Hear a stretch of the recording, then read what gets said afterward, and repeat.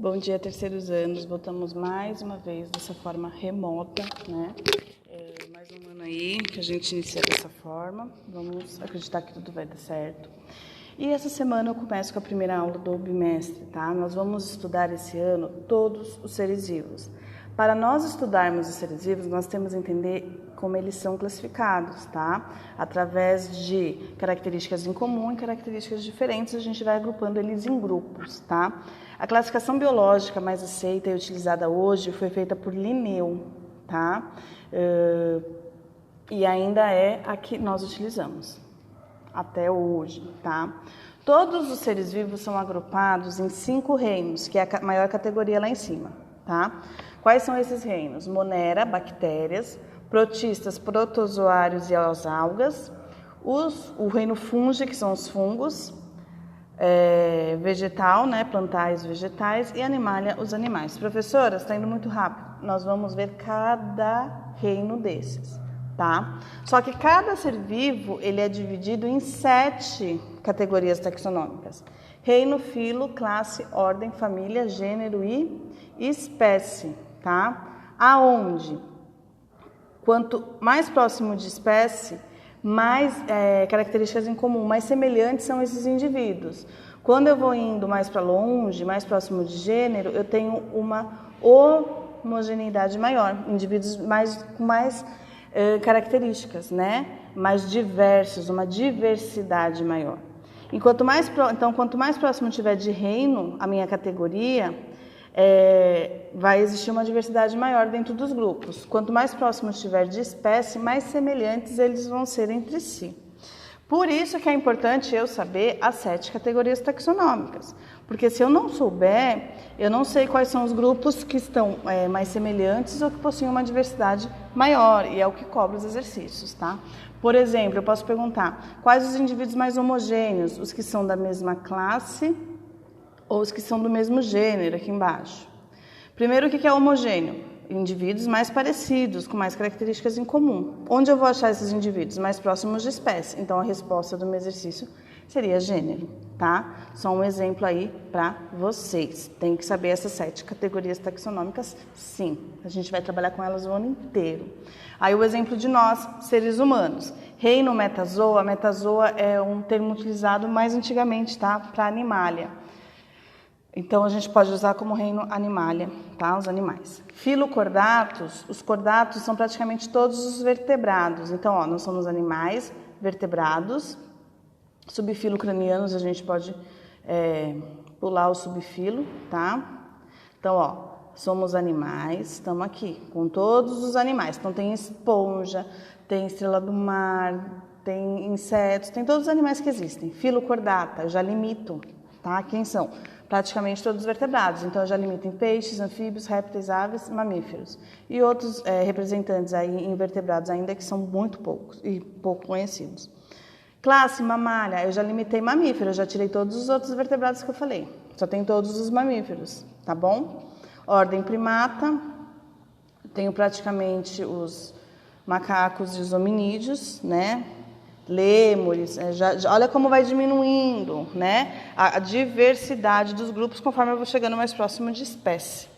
Família hominídeos, somos nós, hoje somos os únicos representantes não extintos da nossa espécie. Já houve espécies de hominídeos que viveram concomitantemente no planeta, tá?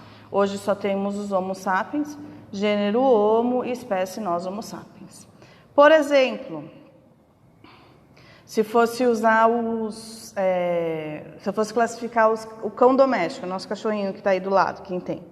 Então, eles são animais, continua sendo metazoa, volta,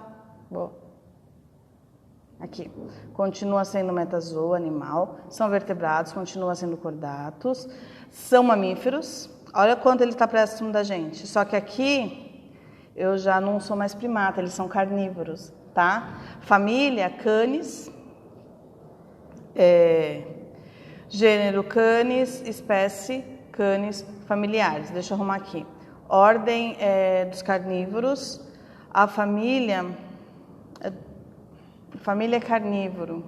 Eu vou lembrar lá para vocês. Mas a partir daqui já muda toda a classificação, tá? Do nosso cachorrinho. Então, até mamífero é igual ao nosso. Tá vendo como conforme vai vindo mais para a espécie, os indivíduos são mais semelhantes entre si, tá bom? Só um exemplo aí. Então, vamos continuar.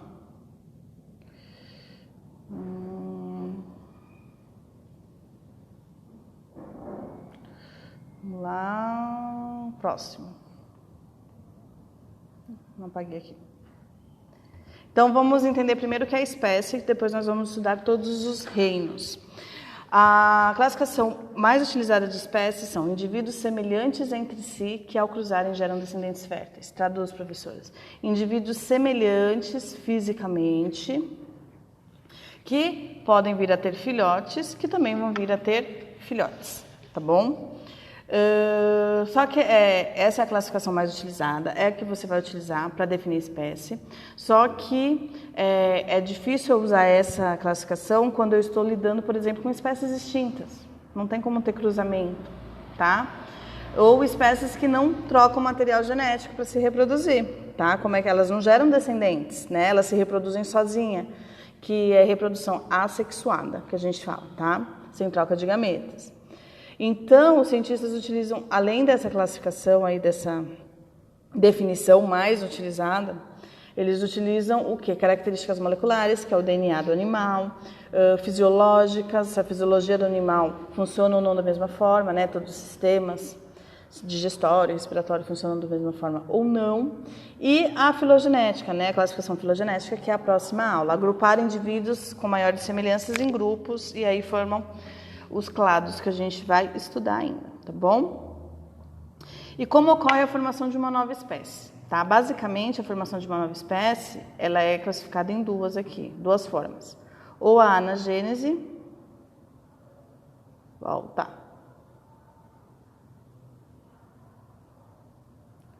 Calma que eu consigo. Aqui.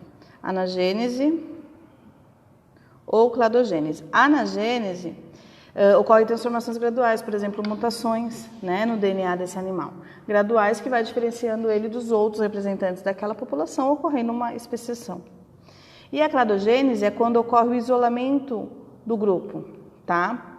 A cladogênese alopátrica é quando eu tenho um isolamento geográfico, tá? Por exemplo, tem duas espécies de aranha, o homem construiu uma estrada no meio daquela floresta, elas ficaram isoladas geograficamente, logo isoladas reprodutivamente. Com o tempo, elas vão se diferenciando entre si até não gerarem mais descendentes, tá? Ou sem isolamento geográfico, mas com barreiras que impeçam a reprodução deles, como uma diferenciação aí genética, né? Que vai fazendo com que esse grupo se separem, tá bom? Que é a simpátrica. Vamos lá.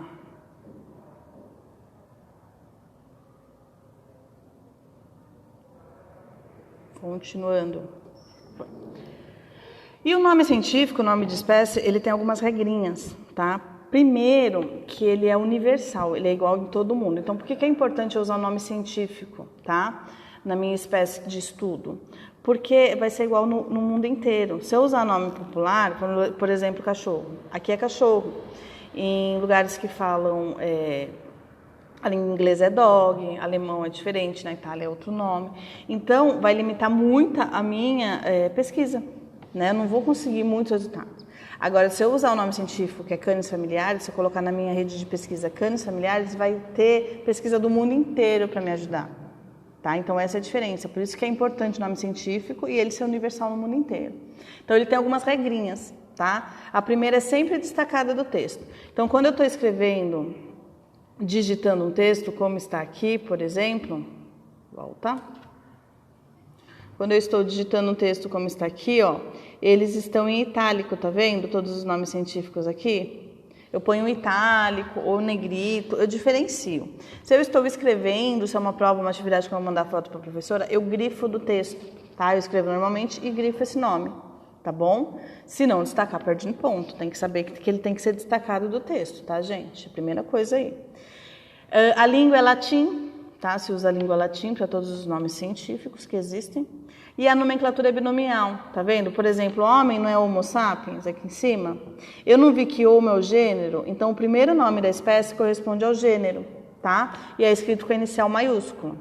E o segundo nome, só aquela espécie, escrito com a inicial minúscula. Pode ver, ó, cães familiares, da mesma forma. Primeira maiúscula, responde ao gênero, a segunda minúscula. Girafa camelopardilis, que é a nossa girafinha, Felis gatus, que é o gato, e Zea mais, que é o milho. Tá? Então, independente do reino, se é vegetal, se é animal, se é bactéria, são todos escritos dessa forma. Tá? Cuidado para não errar. Quais são as regras da nomenclatura de espécie, nomenclatura binominal? 2 nomes, primeiro corresponde ao gênero letra maiúscula, segundo letra minúscula, sempre grifado do texto, sempre destacado do texto, e a língua é latim, tá bom? Então, nós vamos começar com alguns exercícios aí.